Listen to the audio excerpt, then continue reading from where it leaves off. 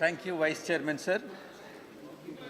Some of the members, honorable members of this House, quoting wholesale price index, some of the honorable members have quoted wholesale price index to be the parameter to prove the inflation, which is at 15.1%.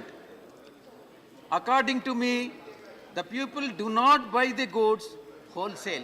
It is only consumer price index is the right measure to judge the inflation, which is 7.1% in June 2022. Sir, it is undoubtedly high. It is not justifiable. 7.01% is unjustifiable, is definitely on higher side, and it is still lesser than, it is 7.0, I am not justifying 7.01%, but it is still lesser than 10.4%, which was the inflation rate during Honorable Finance Minister Chidambaram time. Sir, RBI has got the mandate to keep the inflation within the limits with a median of 4% plus or minus 2%. I am asking the government, what is government doing? See, why RBI is not able to control the limits that it has imposed? 4% plus or minus 2% is the median. Sir, why this tolerance band has been breached? The entire RBI has further said the entire year for the remaining period, also the inflation rate would be well above 6%. This is the statement of RBI, sir. What is that the government is doing in this regard? Sir, inflation, according to me, inflation is a taxation without legislation. It is a taxation without legislation. Inflation, according to me, it's my own interpretation, is violative of Article 38 of the Indian Constitution. Permit me to read it in verbatim. Quote, the state, that is the central government, shall in particular strive to minimize the inequalities in income and endeavor to eliminate the inequalities in status, facilities and opportunities, unquote.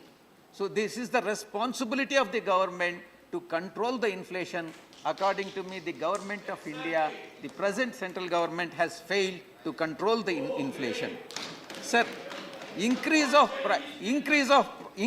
price of essential commodities adversely impacts the poor of the poorest of the poor, sir, and the marginalized sections in the society.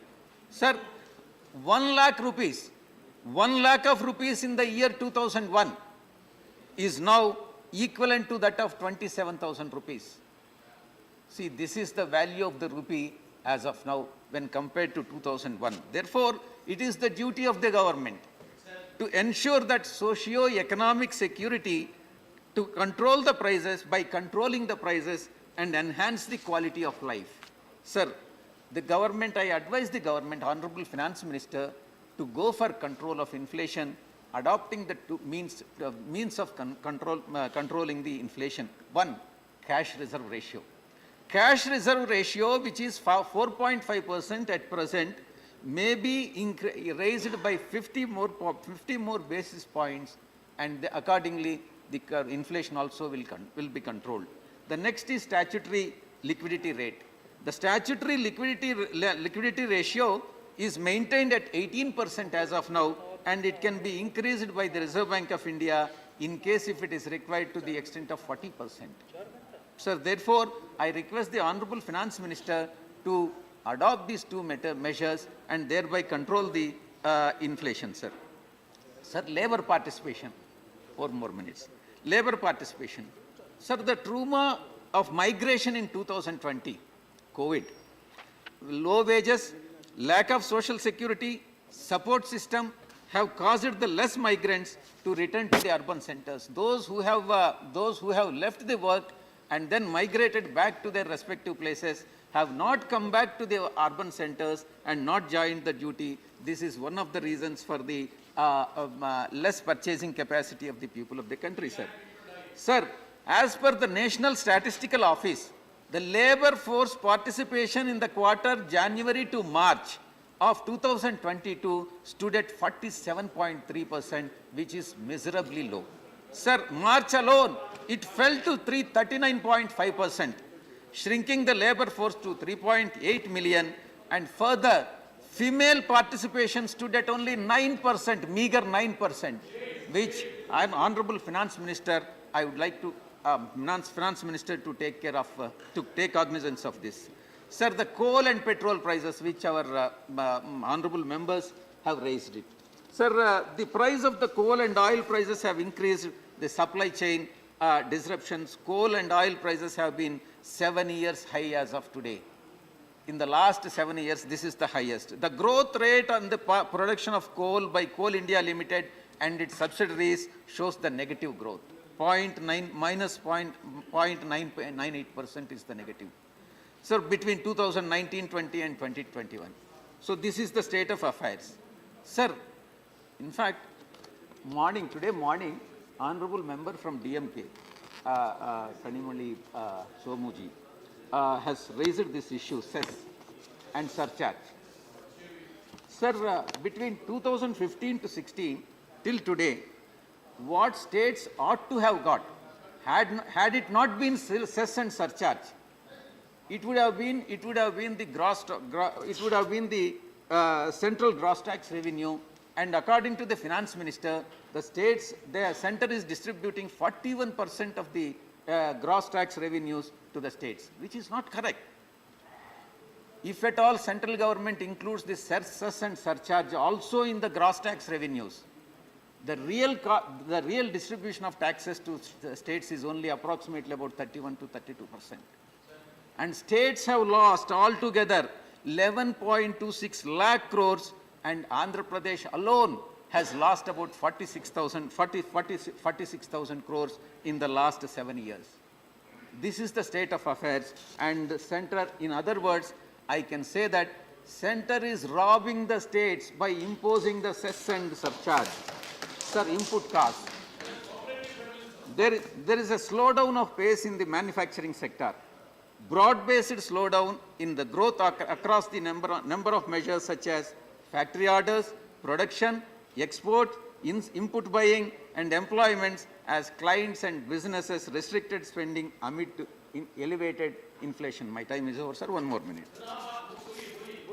Sir, chairman has to allow. Sir, please. Sir, it is by convention. It is by convention that the interest rates on small saving schemes, which Honorable Finance Minister is aware, should be 25 to 100 basis points above the 10-year bond yield, 10-year Government of India bonds. The Government of India 10-year bonds yield has increased 140 basis points from 6.04% to 7.46%. Therefore, it is the responsibility of the government to increase the PPF rates also from 7.1% to 7.8%.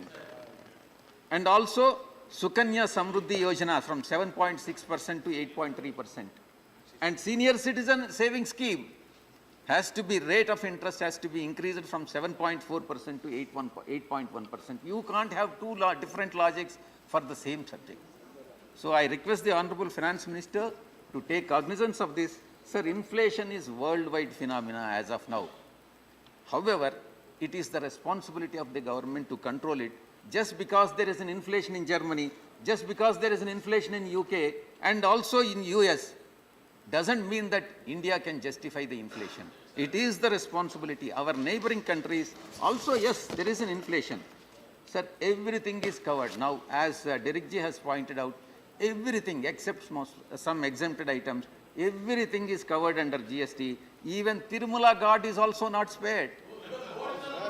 This I have raised several times. And Honorable Finance Minister is not. All the BJP members would go to Tirumala and then pray the God, but their God is also being taxed. Sir, with this, I conclude. I am thankful to you. I request Honorable Finance Minister to take cognizance of it. Thank you. Thank you.